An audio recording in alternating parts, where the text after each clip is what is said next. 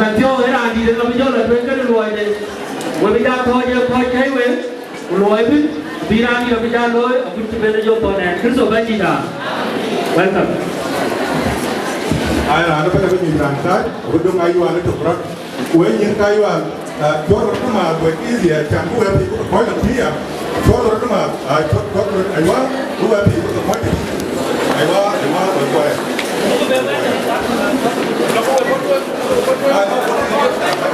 ai quá cũng thì cũng nói chứ này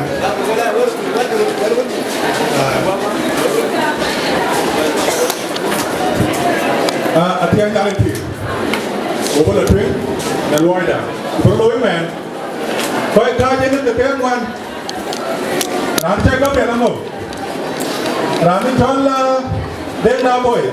chỉ là đêm mà về ai quá ok ai quá cố nên có buồn có tham ăn ta rồi đóng đồ bằng ra là cái chỗ thuộc đến anh chỉ là cái thứ đua thứ nổi cô ấy áo liền cố lên có lời rồi cố là các cái này kia này coi cái ai mình cả dân đã coi và dân đã coi áp anh nhà đây thì nó có lời rồi cố coi cái này ai coi đi cái vào cái bánh cái vào và thì bụng cam mà cái đó thôi cái bánh để nhìn cái vào một bên thuyền qua làm bụng tháo này cầu đi mang thuyền bụng tháo này cầu bụng thời gian đó đi những cuộc gần và có tuần ban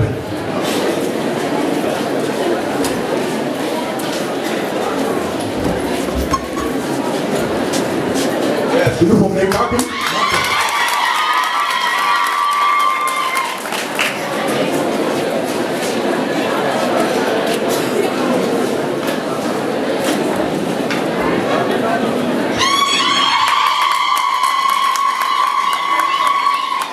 lao phải đi từng lóng nào in nhà linh depan nhau của mình in chụp lên nhà linh depan nhau cái chuyện ngô kiến nó run cho lão tên chiếc cố này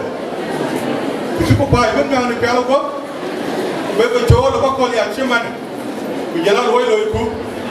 cái lối chứ cũng qua đấy chưa lối rồi đi như này còn bố con lối này ép thua cái nhìn bác con cũng đấy mà bây giờ là đem lên nhà này thì dù được cái trả lời thì ấy hoàn đấy ở trên thi thì nó kê cái máy còn chạy cái lắm của thì chạy cái lối thuyền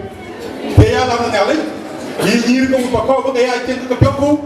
biết cái đường đến nhà lối quan này các là thỉnh cái đây nhà này ở cuối bay bên các cái ác tính nhìn con cái bay ban bà con nó cái gì ba thì cái của các quan chứ mỗi kỳ lắm này cái bay mỗi lần cái nhìn coi có cái ban chỉ có bay ba thì cái nó là mình cái hiện thì làm thì cái rồi thì cái nào lấy một cái gì bất cứ cút cho quan cái tí ai qua gì đến nhà cái có đi bạn phi của lang bay ba thì ai bị tập thế cái đo đủ thì của gì bay hiện cái với cái là đo của bây giờ thì ai thì đấy cũng thì đi bạn thì cũng lấy nhà đi đã nên cái chuyện này rồi cái gì cái Yesus Christ bay gì đã amen thế là đây chúng ta là